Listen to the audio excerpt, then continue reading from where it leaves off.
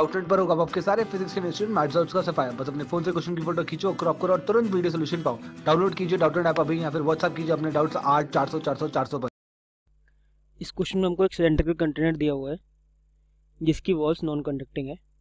उसको हमने दो पार्ट्स में ब्रेक किया सच दैट दोनों का पार्ट्स का वॉल्यूम बराबर है। हमने उस दोनों पार्ट्स के वॉल्यूम को बोला V0। ठीक है, उसके बीच में एक नॉन कंडक्टिंग पिस्टन है जो कि फ्री टू मूव करेगी।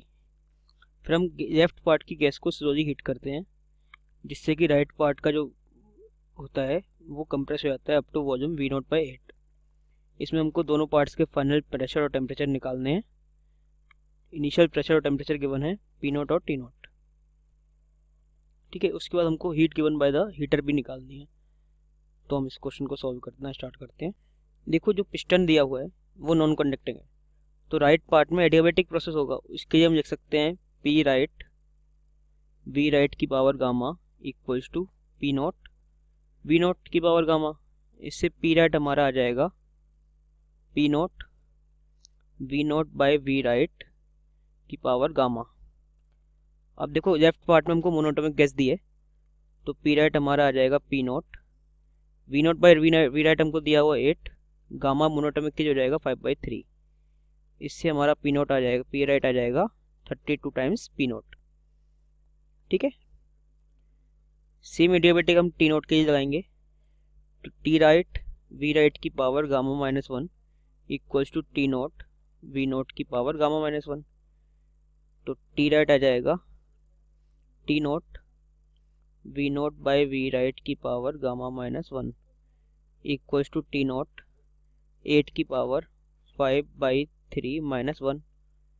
इससे T राइट आ जाएगा 4 टाइम्स T0। तो राइट पार्ट के T0 और P0 हमारे निकल गए। अब हम निकालते हैं लेफ्ट पार्ट के लिए। तो लेफ्ट पार्ट के लिए देखते हैं। तो देखो, लेफ्ट पार्ट में हम आइडियल गैस इक्वेशन लगाते हैं।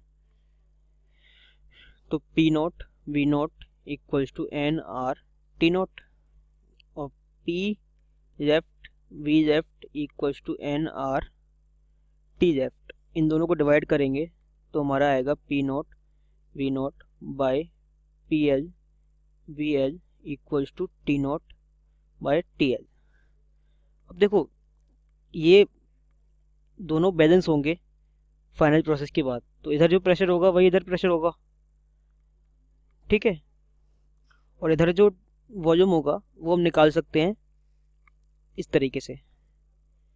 देखिए, हमको V राइट V लेफ्ट निकालना है, तो टोटल वॉल्यूम कितना था 2V0 और V राइट का वॉल्यूम कितना बचा हमारा V0/8। इससे V लेफ्ट आ जाएगा 15 V0/8। अब V लेफ्ट हमको पता है 15 V0/8। ठीक है, और P लेफ्ट जो होगा वो P राइट के बराबर होगा, यानी 32 P0। अब इससे हम T लेफ्ट निकाल सकते हैं इस इक्वेशन की मदद से। तो T लेफ्ट जो आएगा वो होगा P0 T0 P left V left by P0 V0। ठीक है, अब P लेफ्ट V लेफ्ट कितना होगा 32 P0 T0 into 15/8 V0 divided by P0 V0। इससे T लेफ्ट हमारा आ गया 60 टाइम्स ऑफ T0।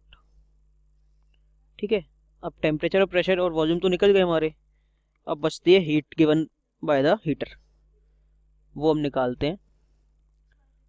अब देखो, लेफ्ट प्रोसेस की बात करते हैं हम, तो heat equals to delta Q equals to delta U plus delta W।